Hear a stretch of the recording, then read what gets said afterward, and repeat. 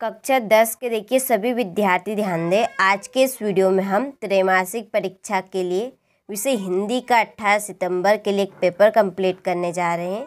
तो देखिए आप सभी इस पेपर के सभी प्रश्नों का अच्छे से स्क्रीनशॉट लीजिएगा और आप अच्छे से इन प्रश्नों को कंप्लीट कीजिएगा। ऑल एमपी में देखिए आपको यही प्रश्न देखने को मिलेंगे। चलिए तो वीडियो को स्टार्ट करते हैं बिना किसी डाउट के। तो देखिए पहला हमारा प्रश्न है कि उद्धव ने गोपियों को क्या संदेश दिया। तो इसका आंसर रहेगा आपका योग साधना का। दूसरा प्रश्न है छायावाद के प्रतिनिधि कवि है। तो देखिए इसका आंसर रहेगा आपका जयशंकर प्रसाद। तीसरा प्रश्न है कि संचय भाव की संख्या है। देखिए संचय भाव की संख्या होती है आपकी 33। ठीक है, तो इसका राइट ऑप्शन रहेगा 12 नंबर का। चौथा प्रश्न है कि यदि गद्य कवियों की कसौटी है, यहाँ कथन है। तो यहाँ कथन किसका है? आचार्य रामचंद्र शुक्ल का। ठीक है, इनका ये पूरा नाम है आचार्य रामचंद्र शुक्ल। पांचवा प्रश्न है कि नेताजी का चश्मा पाठ की विधा है। तो इसका आंसर रहेगा आपका कहानी। छठा प्रश्न है कि मनु भंडारी के किस व्यवहार से तंग आकर प्रिंसिपल ने उनके पिता को बुलाया। तो इसका आंसर रहेगा आपका आंदोलनकारी। ठीक है, तो चलिए आप यहाँ से इन प्रश्नों का स्क्रीनशॉट ले लीजिए और अच्छे से कंप्लीट कर लीजिए। इसके बाद में हमारा अगला प्रश्न है रिक्त स्थानों में सही शब्द चुनकर लिखिए। ठीक है, तो पहला है कि कवि के सरल स्वभाव के कारण डेडेडेस ने धोखा दिया है। तो इसका आंसर रहेगा आपका मित्रों ने। भोलानाथ और उसके साथी डेडेडेस बिल के पानी उलझने लगे। इसका आंसर रहेगा चूहों का। इसके बाद में है मनु भंडारी का जन्म मध्य प्रदेश के डेडेडेस गांव में हुआ। तो इसका आंसर रहेगा आपका भानपुरा गांव में। ठीक है, चौथा प्रश्न है कि छंद डेडेडेस प्रकार के होते हैं। तो छंद होते हैं आपके 2 प्रकार के। ठीक है, पांचवा प्रश्न है कि सूर्य की भक्ति डेडेडेस भाव की है। तो सूर्य की भक्ति है आपकी शाक्य भाव की। इसके बाद में छठा प्रश्न कि बाल गोविंद भक्त डेडेडेस के ही गीतों को गाते और उन्हीं के आदर्शों पर चलते थे। तो इसका आंसर रहेगा आपका कबीर। ठीक है, चलिए तो यहाँ से आप रिक्त स्थानों का स्क्रीनशॉट ले लीजिए और अच्छे से कंप्लीट कर लीजिए। ठीक है, अगले प्रश्न को चलिए आगे बढ़ते हैं। तो हमारा अगला प्रश्न है कामयानी। इसकी जोड़ी लगेगी आपकी महाकाव्य। सूर के पद इसकी जोड़ी रहेगी सूरदास। उत्साह की जोड़ी रहेगी निराला और निराला जी की जोड़ी लगेगी आपकी अट नहीं रही है।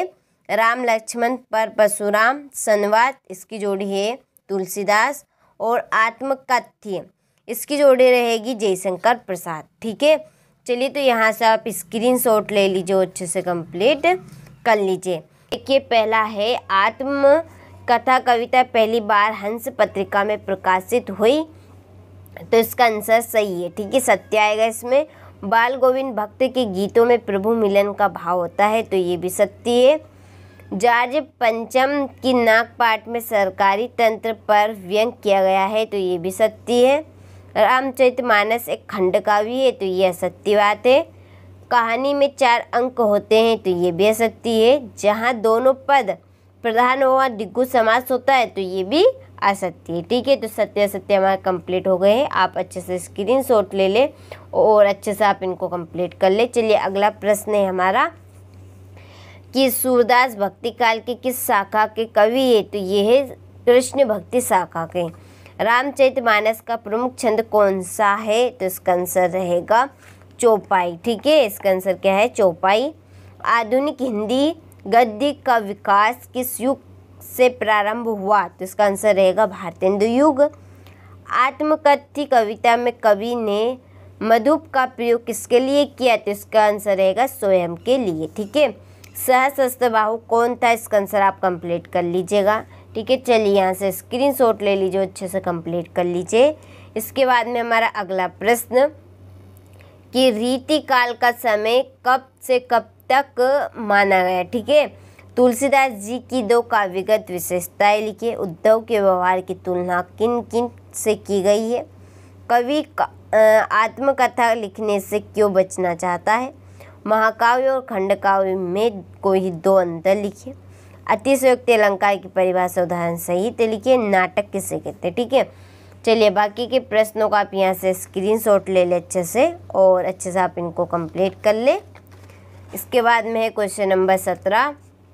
बच्चे माता पिता के प्रति अपने प्रेम को कैसे अभिव्यक्त करते हैं। ठीक है, चलिए यहाँ से आप इन प्रश्नों का स्क्रीनशॉट ले लें अच्छे से, और देखिए आप अच्छे से इनको कंप्लीट कर लें। परीक्षा के पहले आप सभी इन प्रश्नों को अच्छे से कंप्लीट करके चले जाइए, आपको अच्छे से अच्छे अंक प्राप्त होंगे। ठीक है, इसके बाद में हमारा अगला प्रश्न है क्वेश्चन नंबर ये 22। लाउड स्पीकर बंद करने के लिए एक आवेदन पत्र देना है जिलाधीश को।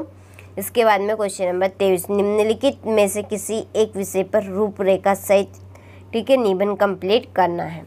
चलिए तो आपने सभी प्रश्नों का अच्छे से स्क्रीनशॉट ले लिया होगा। तो ये था हमारा त्रैमासिक परीक्षा के लिए हिंदी का एक इम्पोर्टेंट प्रश्न पत्र, जो कि आप सभी को मैंने बता दिया है। चलिए तो मिलते हैं आपसे इसी तरह के दूसरे विषय के इम्पोर्टेंट प्रश्न पत्र के साथ।